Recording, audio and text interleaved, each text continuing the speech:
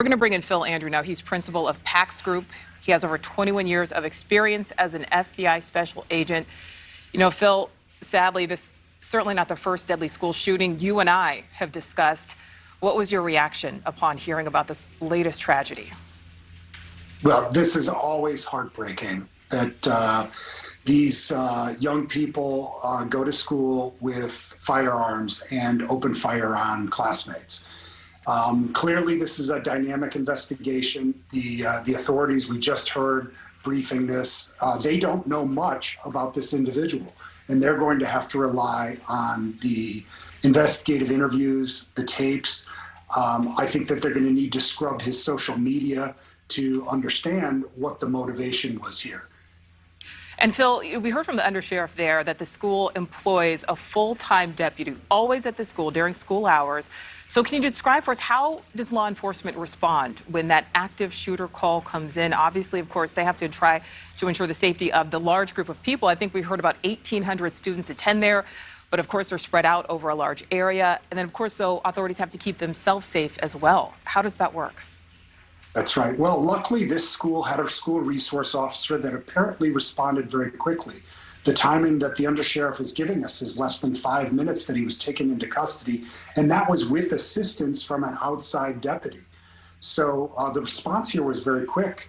The tragic real issue here is that, you know, a young person who is probably in distress, I mean, we can almost write this story in its aftermath, that this is probably somebody who has some psychological challenges, has disconnected from the community, all which probably there were multiple indicators of, and that he had access to a dangerous weapon.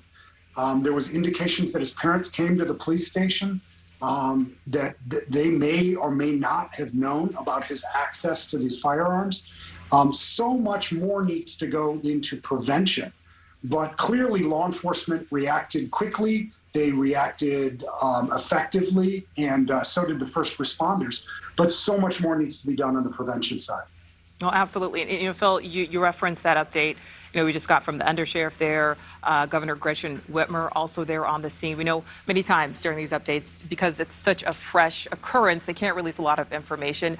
Very much an active investigation that's happening. But we do know from the undersheriff there that student was in class earlier today. We know that he fired multiple times. There were 3 sweeps of the school by responding officers there. Also learned, as you said, you know, the parents did come to speak with him after he was taken into custody.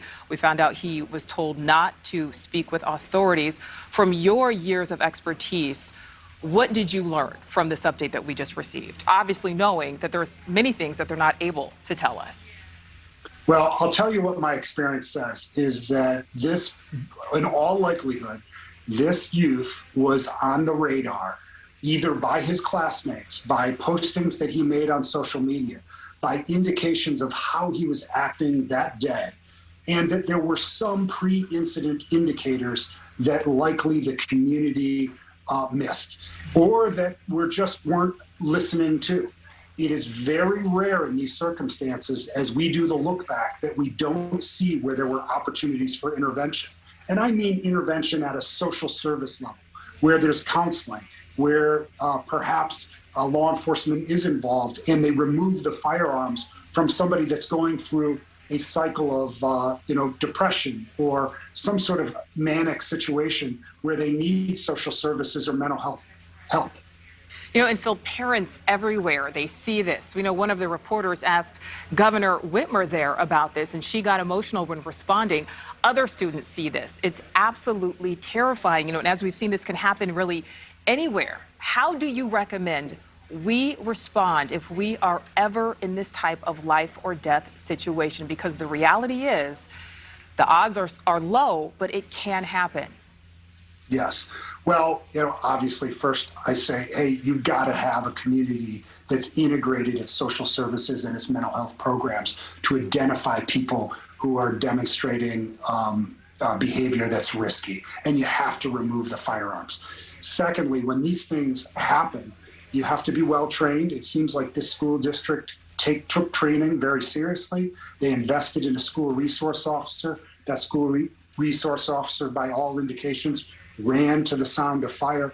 And then for those students and staff, responding to that really simple basic training of run, hide, and fight. Those are really the only tools we have if we fail to do that intervention before the shooting happens.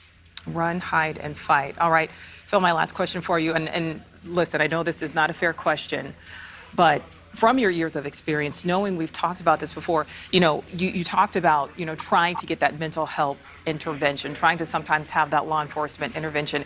Is there a way we can stop this from happening? Because gun laws don't seem to change rightly or wrongly. So as things stand right now, we know that deputy was there full time.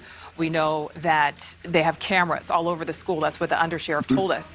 How do we stop the wrong people from getting these deadly weapons into their hands? Well, in a case like this, it may be that somebody lawfully owned these weapons, was entitled to access. We don't know. Did the parents negligently allow access to these weapons? Was there an indication in the community that there was some sort of dangerous behavior, and we didn't use the laws we have to remove the guns from the dangerous individual or their household? So really, we have the law enforcement tools. We need the communities to speak up when they see things that are dangerous, and we need law enforcement to act on that. So all of those systems need to function in coordination.